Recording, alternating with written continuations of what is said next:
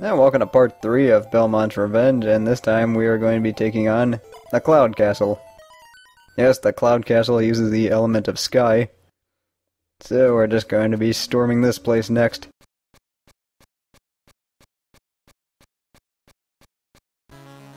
And this place starts out with a pretty neat looking background. Fortunately none of these things hurt you, but do be aware of those birds on the top part, because you just don't want them catching you by surprise. The easy way to take these guys out is with the axe. And just in case there were any secrets there, which there were not. But the Cloud Castle I would consider to be the third hardest one. I'd consider the Rock Castle to be the hardest. And I know everybody else has their opinions. I also really love the music in this game. They get a lot of good tracks in this game, and unfortunately they don't reuse most of them. So I don't think they reuse any of them for that matter. But here on this stage also does feature a ton of climbing.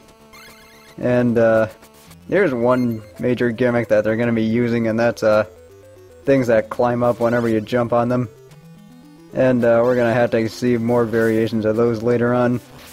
Such as this one, where you're going to have to go up these things pretty quickly before you hit the spikes. But that first part wasn't too bad. So I just gotta take care of these pikemen. Let's see, right here should be an axe. I have to figure out how to get this thing without getting myself impaled. Okay, made it. And this is where they have those 4 mace balls and the ropes again. So quickly on. Yeah, well, I guess I could let that one go. And here's where they have a melon ball shooter, and then another cheaply placed one at that. And here I'm just trying to find more secrets and failing. But yeah, with this castle, it features a lot more difficult platforming than the first 2 castles, as well as a lot of ropes to use. I know that Crystal Castle had plenty of ropes. And right here you just had to time it right in order to not get yourself impaled by spikes. So just taking our time here. Also, if you do end up dying, that's usually going to have a power-up, so just keep that in mind.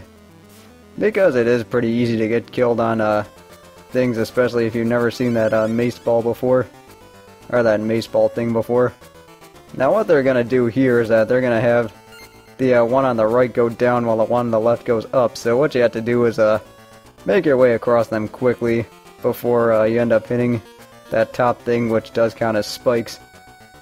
So I'm gonna wait until the platform is lower, because you do have to keep an eye on the platform too. Just make sure you jump on it when it's at its lowest.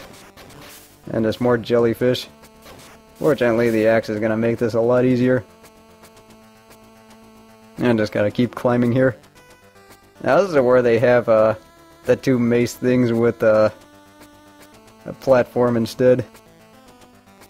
So you do have to keep an eye on 2 platforms this time instead of 1. That's just another one of those progressions they have. No, you are not taking my whip this time. Okay, he is taking my whip as well as my life. Well, that was embarrassing. Let's try this again. And let's see, what I'm gonna do is just loot the damn whip again. And yes, the knockback is also a big problem here, especially when you have these narrow platforms, as well as some really cheaply placed enemies. Let's see, anything here? Nope. And I was right in one room away from a checkpoint too, which is really unfortunate. Alright, at least I got my whip power up back. As well as an axe. Always a good thing. Because if you do end up dying, at least this place is pretty generous with power-ups. Also, this guy's just gonna chuck knives at you, so just make sure you keep stepping to the left and right of him. And there are certain safe spots where you can end up, and just make sure you work backwards against him. With these ropes, they're going to change direction. They're either going to climb up or down. And they're at fixed intervals. After about a few seconds, they change directions. So what you have to do is make sure that you go at the right time, and obviously get your timing right. That's the important part. Also, if it helps, you can also climb up just to go against it. Just in case you need it. So this is gonna go down. That's it, this one's going up. Yeah, you do have to keep an eye on a lot of things in this part because it is really easy to get mixed up, and it's also really easy to miss these jumps. And you know what, I'm just not gonna let you breathe, so you get 3 axes. And hopefully not lose my whip here. Alright, so let's see, I need to... Nope, nothing here.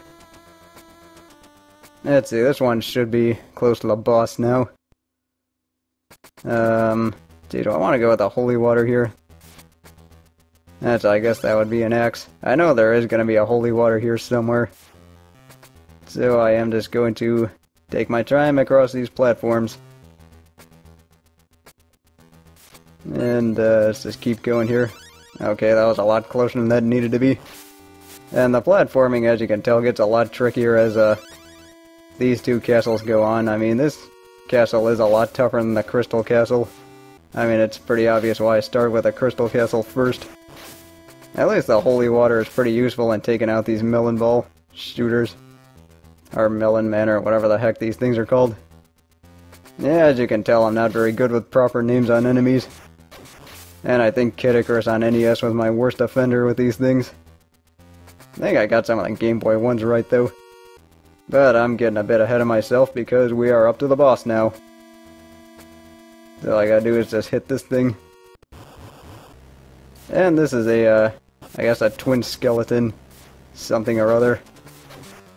And what he's gonna do is that after a while, he's just gonna shoot these birds at me, and then eventually these birds will switch directions.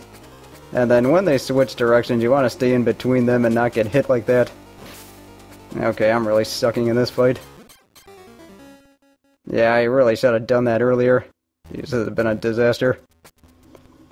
Okay, take 2, hopefully with less crap.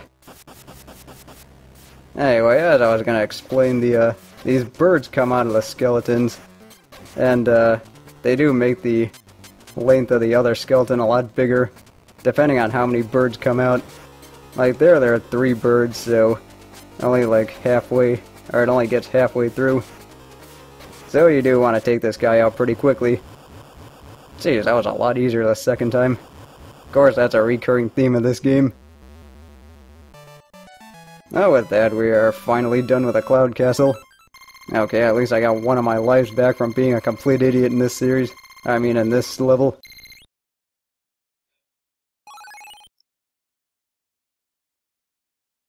So with that, we have 1 castle left. So join me next time as we take out the final castle, and hopefully find out what the heck is going on here.